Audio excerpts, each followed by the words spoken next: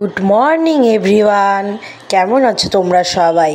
অবশ্যই তোমরা সবাই ভালোই আছো। আজকে সকালটা মামামকে দিয়েই শুরু করলাম। এই যে দেখতেই পাচ্ছ, বিছানার উপরে মশারির উপরে আমি বেডশিট লাগিয়েছি আর মাম্মাম হচ্ছে সেটাই দেখাচ্ছিল। দেখেছো তো, ঘুম থেকে উঠেই তোমাদের বাসি বিছানায় আজকে ব্লগটা শুরু করলাম। আর এই যে দেখো আমাকে, এটা হলো আমার আরেকটা রূপ। তো হ্যাঁ, তোমরা কিন্তু কেউ হেসো না কিন্তু, ঠিক আছে বন্ধুরা? অ্যাকচুয়ালি না, আমার কদিন থেকে খুবই মাথা ব্যথা চলছে, তোমরা এর আগের ভ্লগগুলোতে শুনেছো। তো রাত্রেবেলা এই জ্যাকেটের টুপিটা মাথায় দিয়ে যদি ঘুমোচ্ছি, তাহলে দেখছি কোনো রকম আর ব্যথা হচ্ছে না। তাহলে এটাই আমি বুঝলাম যে আমার মাথাতে ঠান্ডা লাগে, যার জন্য মাথা ব্যথা করে রোজ রোজ। তো যাই হোক, এই বুদ্ধিটা করে আমি এই টুপিটা লাগিয়েছি। তোমরা কিন্তু আমার আরেকটা রূপ দেখে ফেললে, তাই না? তোমরা কিন্তু কেউ কিছু মানে মানে অপছন্দ করো না যে আমি আবার এরকম একটা রূপ দেখালাম, তার জন্য তোমরা আমাকে আর ভালোবাসবে না, তাহলে কিন্তু আমার খুব মনটা খারাপ হয়ে যাবে বন্ধুরা। প্লিজ তোমরা তাও আমার সাথে থেকো, ঠিক আছে? তো যাই হোক, তারপরে এই যে ফ্রেশ হয়ে বিছানা গুছাতে চলে এলাম, যেহেতু অনেকটাই বেলা হয়ে গেছে। আর মাম্মাম ওই যে টি টেবিলটার উপরে উঠে খেলছিল, আর আমি ফটাফট বিছানাটা গুছিয়ে নিচ্ছি। তারপরে মাম্মামকে এই যে পরিষ্কার করে দিয়ে ফ্রেশ করে দিয়ে ওকে 3টে ঝুঁটি বেঁধে দিয়েছি। 2টো ঝুঁটির সামনে, পিছনে একটা দিয়েছি। এখন যেহেতু চুলটা একটু বড় হচ্ছে, তো ওরও ভালো লাগবে যদি চারিদিকটা বাঁধা থাকে, তাই না? আর অভ্যেস তো করতেই হবে, তাই না? যার জন্য এখন থেকে অভ্যেস করে দিচ্ছি যে চুলটা যেন বাঁধা থাকে। তো যাই হোক, সকাল সকাল করে দিয়েছি। ও কিন্তু কোনোভাবেই বাঁধতে দিচ্ছিল না, আমি কিন্তু খুব জোর করেই বেঁধে দিয়েছি। তারপরে এই যে দেখো, ঘড়িতে অনেকটা বেজে গেছে, দেখেছো? 11:15 কাছাকাছি। আর আমার এদিকে সমস্ত কাজ কমপ্লিট করে আমি রান্নাঘরের এদিকে চলে এলাম। তারপরে গরম জল, দুধ জাল দেবো, আর এই যে ব্রাশটাও খুব তাড়াতাড়ি করে নেব। আর বন্ধুরা, আজকে অবশ্যই সাথে থেকো। আর যারা নতুন দেখছো, প্লিজ চ্যানেলটিকে কিন্তু প্লিজ সাবস্ক্রাইব করে দিও। আর একটা ভালো লাগলে একটা লাইক করে দিও, ঠিক আছে? তোমাদের ভালোবাসাটা আমার অত্যন্ত দরকার, অত্যন্তই প্রয়োজন তোমাদের ভালোবাসাটা, ঠিক আছে? আর যেহেতু আমি কিছুদিন থেকে রেগুলার কোনো রকম ব্লগ ছাড়তে পারছি না, তার একটাই কারণ কি বলো তো, আমার এই সেটটাতে না খুব প্রবলেম হচ্ছে। মানে একটুতেই স্টোরেজ ফুল হয়ে যাচ্ছে, মানে একটুতেই সমস্যা দেখা দিচ্ছে, যার জন্য আমি কোনো রকম ব্লগ করছি সেটা খুব স্পিডে হয়ে যাচ্ছে। আর হচ্ছে তোমার কথা শোনা যাচ্ছে না, মানে এরকম একটা ব্যাপার তৈরি হয়ে গেছে, যার জন্য এখন আমাকে একটু মানে ভেবে নিয়ে তারপরে ব্লগগুলো ছাড়তে হচ্ছে। তো বন্ধুরা, প্লিজ তোমরা তাও আমার সাথে থেকো, যাতে আমি খুব তাড়াতাড়ি তোমাদের ভালোবাসা আশীর্বাদ পেয়ে যাতে আরেকটা নতুন সেট কিনতে পারি, এই আশীর্বাদ করো আমাকে। আর যেহেতু এই দিকটাতে হচ্ছে আজকে হচ্ছে আমি ব্লগটা খুব লেট করেই ছাড়ছি। আজকে হলো সোমবার, 22শে জানুয়ারি। আর এদিকে তো খুব জয় শ্রীরামের গান চালু করে দিয়েছে, তোমরা অনেকেই জানো। আজকে মানে রাম মন্দিরের উদ্ঘাটন হচ্ছে, তোমরা তো অনেকেই জানো। তো ভগবান রাম আজকে অযোধ্যাতে ফিরে আসছে, যার জন্য চারিদিকে খুব আজকে আনন্দে উঠে পড়েছে। তো এই দিকটা তো সেরকমই হচ্ছে। তো যাই হোক, অনেক গল্প করতে করতে তোমাদের সাথে দুপুরের খাবার নিয়ে চলে এলাম। এই যে দেখো, ফ্রাইড রাইস বানাচ্ছি, আর হচ্ছে চিকেন কষা। আর এই যে ফার্স্ট ক্রাই থেকে একটা হচ্ছে অর্ডার আমি করেছি, সেটা তোমাদের সাথে অবশ্যই আজকে শেয়ার করব। খুব হয়রানি করেছে আজকে আমাকে এই ফার্স্ট ক্রাইয়ের অর্ডারটা।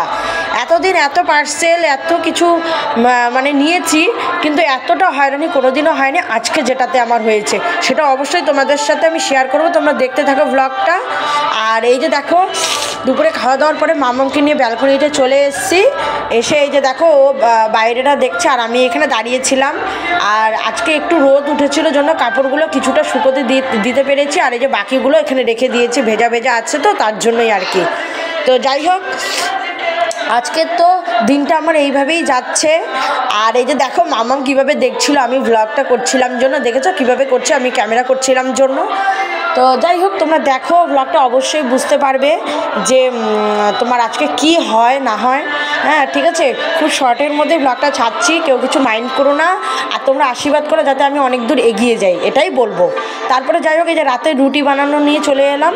আর তোমাদের দাদা মামামকে নিয়ে ওই ঘরে যে হোম থিয়েটার লাগিয়ে দিচ্ছে।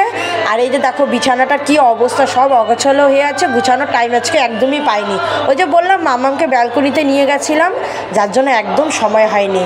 তারপরে এই যে এসে ওকে ঘুম পাড়িয়ে দিয়েছে, তারপরে টুকটাক কাজ ছিল, যার জন্য কিছুই করা হয় নাই। তারপরে যাই হোক, এই যে রুটি বানাচ্ছি।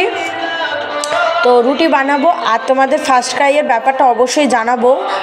ব্যাপারটা কি হয়েছিল বন্ধুরা বলো তো, মানে কিছুদিন আগে তোমাদের দাদা মাম্মামের ডাইপারটা তো এখন ইদানিং খুব লাগছে, কারণ ঠান্ডার দিন আর খুব ও হিসু করছে, সব কিছু একদম কাপড় চোপড় ভিজিয়ে মানে ভেজানো থাকে, যার জন্য আমার খুব প্রবলেম হয়ে যায়, যার জন্য ওকে ডাইপারটাই মানে এখন আর কি মানে প্রেফার করছি যে ডাইপারটাই পরাই, ঠিক আছে।